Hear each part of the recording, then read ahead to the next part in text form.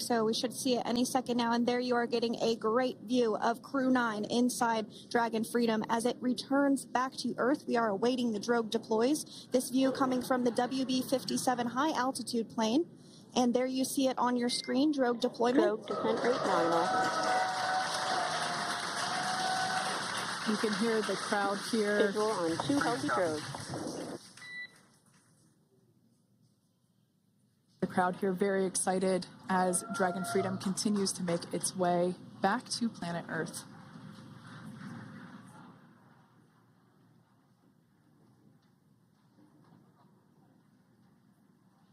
Next up, we'll stand by for the main deployment of the parachutes. The mains are quite a bit larger. You'll be able to notice the difference on your screen once they deploy, and they continue to ensure that the Dragon spacecraft slows down even further. As we mentioned, Freedom will be traveling 16 miles per hour when it splashes down off the coast of Tallahassee, Florida, here at 2:57 p.m. Pacific time this afternoon. And there we go. We have visual on 4 healthy mains. That view was from inside. Freedom copy. That view was from inside one of the buckets where the parachutes are located. So we see a great view there of the reefing on those parachutes. And as those main parachutes begin to inflate fully, 4 beautiful, healthy mains. Now awaiting visuals of splashdown. Freedom, 1,000.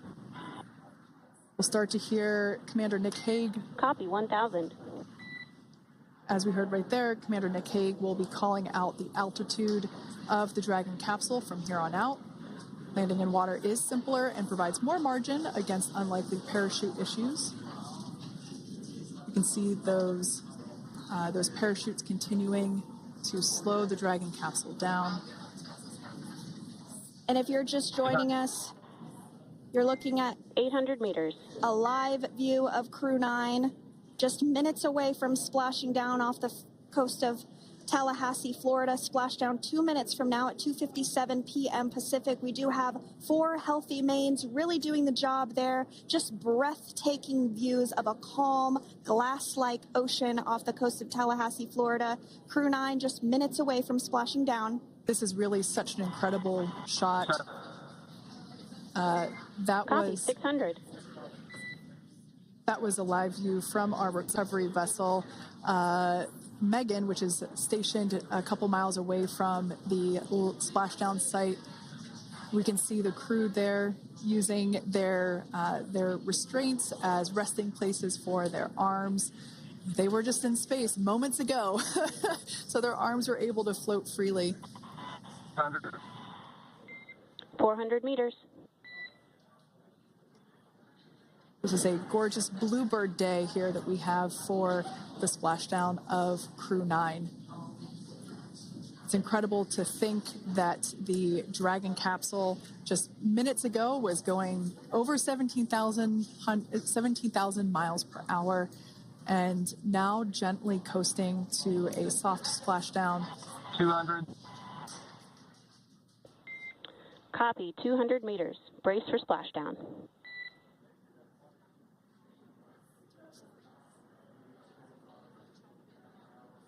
As you can see there on your screen, continuing to monitor progress of the Dragon spacecraft. And we're going to stand by for splashdown located in the Gulf of America off the coast of Tallahassee, Florida.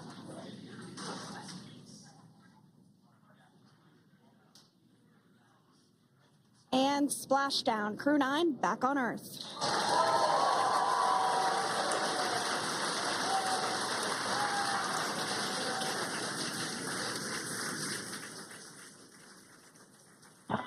And SpaceX Freedom, splashdown. Good main release. Copy, splashdown. We see main chutes cut. Nick, Alex, Butch, Suni, on behalf of SpaceX, welcome home.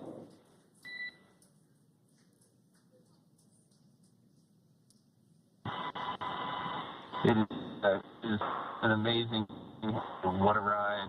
I see a capsule full of grams ear to ear.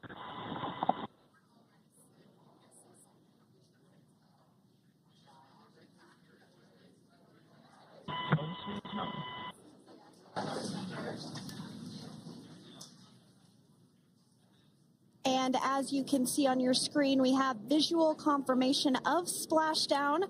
Dragon Freedom has returned home, and NASA astronauts. System safety verifications are in progress. We'll report back when recovery personnel are en route.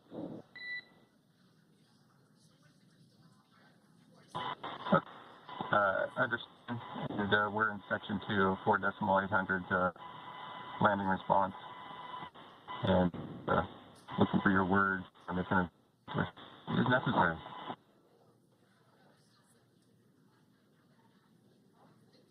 In the distance, we can see the recovery vessel making its way. Copy, you're in section 2 for the environmental assessment in 4.800. That is not necessary today. Understand. Raise advice. So we will continue to have communications between the Corps and Nick Hague, the commander of Crew Dragon Freedom, which just splashed down 2 minutes ago off the coast of Tallahassee, Florida. Dragon Freedom has returned home with NASA astronauts Nick Hague, Suni Williams, Butch Wilmore, and Roscosmos cosmonaut Aleksandr Gorbunov. They're back on Earth after approximately 17 hours of a return journey from space. The SpaceX recovery ship and team have been waiting for Dragon's splashdown, and they will now make their way to the splashdown location. The teams have been ready and waiting about 3 nautical miles away, so it's going to take them about 30 minutes or so to make their way to SpaceX Freedom. Pretty sure we're in stable 1. Copy, stable 1. We see the same. It's going to take about 30 minutes for the recovery team to make their way over to Nick, Suni, Butch, and Alexander, who are still seated and secured inside that Dragon spacecraft there on your screen. Incredible views there of that thermal protection system, or TPS. That Dragon capsule was pristine, white color before it departed the station, and we can see how the reentry phase, the thermal protection system did its job. Now, if you're wondering what that hole, that like bucket area is, that is underneath the side hatch. That is where the main parachutes were stored. So when we saw the Dragon capsule docked at station, it looked very different. The panel that protects and covers the main parachutes, that was still intact, as well as the panels that enclose where the drogue parachutes are located. We can see those fast boats. SpaceX is go for recovery personnel to approach. Expect personnel alongside in the next few minutes. Freedom copies. We can see those fast boats. We weren't kidding when we said they were fast. While it does take about 30 minutes for the main recovery vessel to make its way over to the capsule, these fast boats will be doing a couple of things simultaneously. A couple of them are going to be working to retrieve the parachutes that you see in the background there of this drone shot. Those parachutes will be retrieved from the ocean surface. We want to make sure we are able to pull those out. The recovery vessel there closest to the spacecraft is going to be performing some safety checks. We can see there they're using an instrument that is basically working to detect if there are any hypergolic vapors or fumes that are still residing in and or around the Draco thruster nozzles or outlets. The hypergolic fuel, which is necessary for on-orbit burns to maneuver the spacecraft. Unfortunately, those hypergolics are unable to be breathed. They are toxic, and so this team here is doing those initial safety checks to make sure that it is safe for the rest of the recovery team to approach the spacecraft. They're also checking to make sure that any residuals from the pyros are safe and are not going to cause any issues. We can see the team working their way around the spacecraft to do these these sniff tests on all of those Draco thrusters. And as we continue to await the recovery of our Dragon spacecraft with NASA astronauts Nick Hague, Suni Williams, Butch Wilmore, and Roscosmos cosmonaut Aleksandr Gorbunov inside, Dragon has autonomously completed several steps to safe itself following splashdown. We are continuing to see Dragon in what is known as Stable 1 configuration. That's kind of the ideal configuration following splashdown. It's upright, and the Dragon capsule's in the right configuration for it to be hoisted into the recovery vessel Megan, which you do see a little ways off in your screen approaching. Dragon will continue to remain live on air with you through that recovery process, all the way through the point where the crew is extracted from the Dragon spacecraft. Now, if you are just joining us, the mission has gone smoothly so far. Dragon successfully splashed down off the coast of Tallahassee, Florida at 2:57 p.m. Pacific, 5:57 p.m. Eastern Time this afternoon. Approximately 17 hours prior to splashdown, Dragon autonomously undocked from the International Space Station, completed a series of departure burns, jettisoned its trunk section, and performed its final burn, the deorbit burn. This placed the Dragon spacecraft on a trajectory toward Tallahassee, Florida. Dragon successfully re-entered the Earth's atmosphere, followed by deployment of its parachutes to slow the spacecraft down to a gentle splashdown. We're now going to follow the Freedom. Hypergol sweeps and unfired ordnance checks are nominal. Rigging is in progress. Approximately 25 minutes until capsule lift. Stand by for PMC with SpaceX flight surgeon.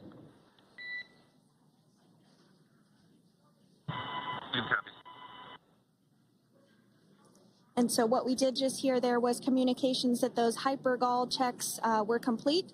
They didn't find any of that upon those checks, so we'll continue to move through the timeline. Next up is a process called rigging, which you see happening right now on your screen. This is when a SpaceX recovery personnel actually works to climb aboard the capsule and work through procedures ahead of lifting onto the nest of the recovery vessel Megan. We heard it's going to be about 25 minutes or so until that lift actually takes place.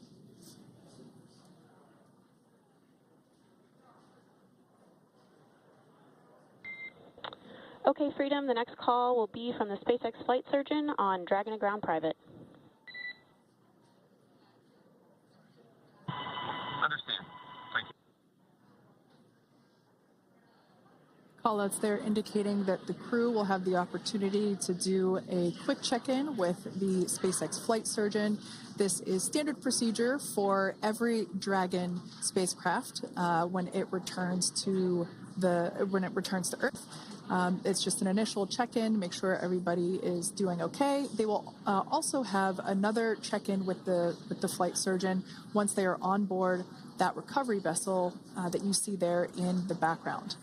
We can now see that SpaceX recovery team member they're on top of the Dragon spacecraft. They are going to be working to install plugs in the Draco thrusters to ensure that none of those, and to ensure that no more